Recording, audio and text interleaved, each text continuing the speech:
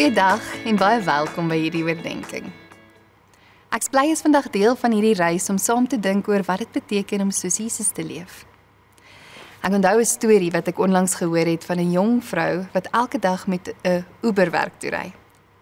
En daar in die Uber sit sy stil in haar sitplek, kop af, oorfone in. Maar een oggend merk sy 'n ma met 'n klein kindjie op wat sukkel om by die taxi voor haar in te klim. Sy en haar kindjie het net te veel bagasie, te veel tasse, te veel dinge en te min hande om eintlik alles te hanteer. En die vrou in die Uber is eintlik gewoonlik onbewus van wat om haar aangaan in die verkeer en verkies om nie betrokke te raak met die mense op haar pad nie.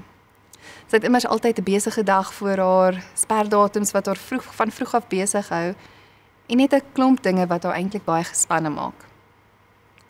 Maar daardie oggend, toe sy die mamma sien sukkel, voel sy ewe skielik jammer vir haar. Haar hart raak sag en sy haal haar oorfone uit, klim by die Uber uit en stap na die mamma toe.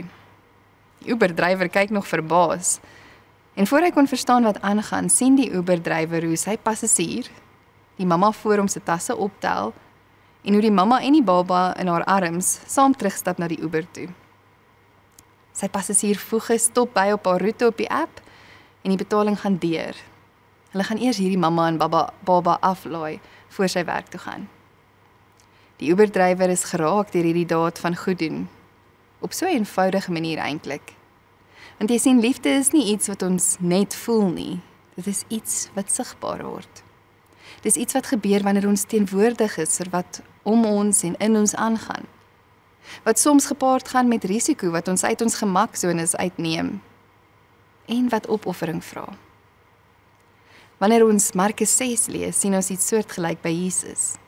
'n Groot skare mense volg hom. Hulle is honger, moeg en ver van enige dorp af. En die disippels raak ongemaklik, wat gaan hulle doen? Hulle wil Jesus met die mense wegstuur, laat hulle gaan, laat hulle vir hulle self gaan kos koop. Dit klink mos logies. Hulle dink prakties. Hierdie groot probleem hoef nie hulle probleem te raak nie. Maar Jesus kyk anders. Hy sien nie net 'n skare nie, hy sien mense met nood. En sy hart word vol meegevoel. En dan sê hy daardie uitdagende woorde, gee julle vir hulle iets om te eet. Die disippels is geskok, hulle dink, hoe is hierdie moontlik? Hulle het self nie kos nie. En dit wat hulle bymekaar kon maak, is maar net 5 brode en 2 vissies. Dit is veel te min vir duisende mense. Maar Jesus vra nie dat hulle die onmoontlike uit hulle eie krag en eie kapasiteit moet doen nie. Hy vra net dat hulle die bietjie bring en toelaat dat hy iets daarmee doen. En hy seën dit en hy breek die brood en dit word meer as genoeg. Dit staan so in Markus 6, lees gerus saam met my. Toe het hy die 5 brode en die 2 visse geneem, na die hemel opgekyk en die seën gevra. Daarna het hy die brood gebreek en het vir sy disippels gegee om aan die mense voor te sit. Hy het ook die 2 visse onder hulle almal verdeel. Al die mense het geëet en genoeg gekry. Om goed te doen, deur meegevoel te hê en sodoende meer soos Jesus te leef, vra ons dus om te bly en iets te doen wanneer ander wil wegstuur of self weggaan.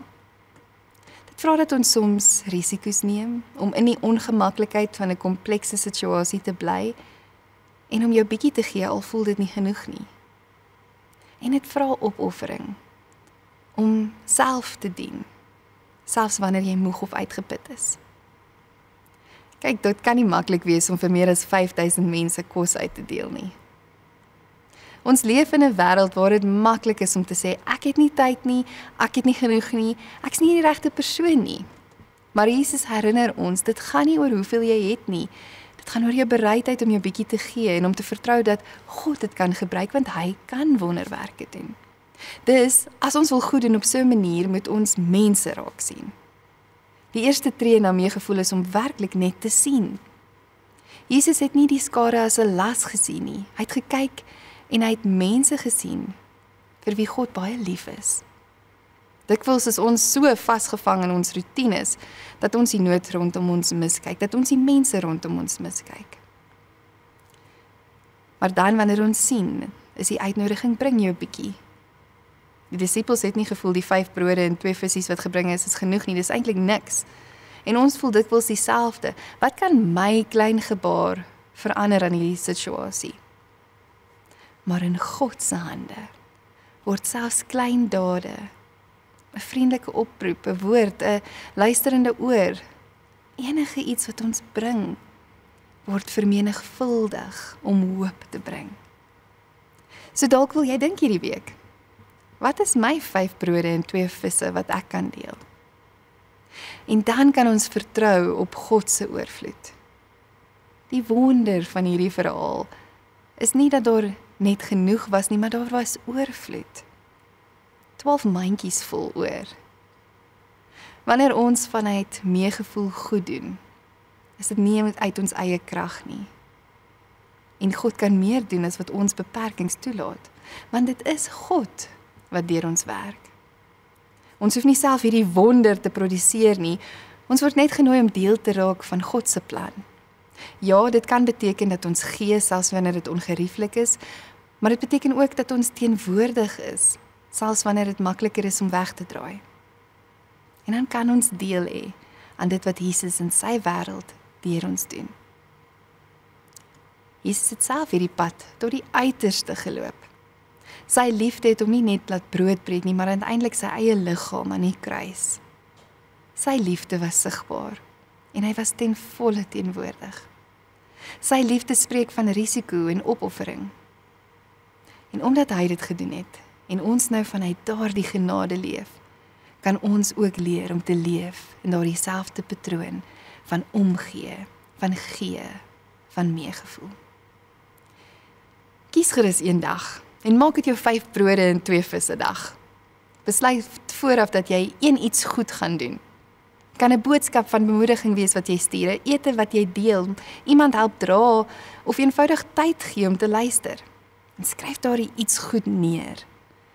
Aan die einde van die dag reflekteer. Wat het gebeur toe ek my bietjie gegee het? Kom ons bid saam. Dankie Here dat ons in U voetspore kan volg. Gee ons die genade om U hart uit te leef. Amen.